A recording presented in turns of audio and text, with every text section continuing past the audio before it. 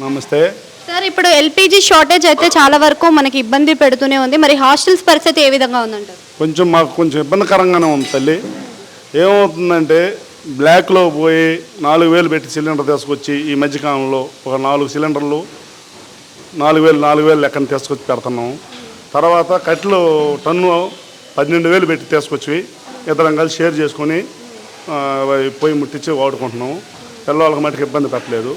Present బాగానే జరుపుతున్నాము. Gas సిలిండర్లు అయితే మనం బుక్ చేయాలన్నా కూడా రావటం లేదు. ఏదన్నా కమర్షియల్ 4,000 పెట్టి తెచ్చుతున్నాము. ఏదన్నా డొమెస్టిక్ ఏదన్నా ఒకవేళ ఒకటి తీసుకొచ్చినా కూడా వాళ్ళు రైట్స్ చేసి డొమెస్టిక్ వాడితే ఒప్పుకో అని చెప్పుకొస్తున్నారు. అందువల్ల అవేంటి మేము తీసుకోవట్లేదు. వాడితే కమర్షియల్గా వాడుకుంటున్నాము.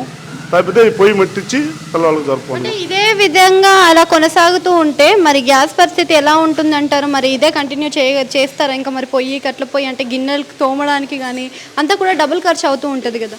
ఖర్చు అవుతుంది మేడం. ఈరోజు కష్టం వచ్చిందని పిల్లలకి మనం ఇబ్బంది పెట్టడం మన బిజినెస్లో అది ఆ సెక్షన్ కరెక్ట్ కాదు.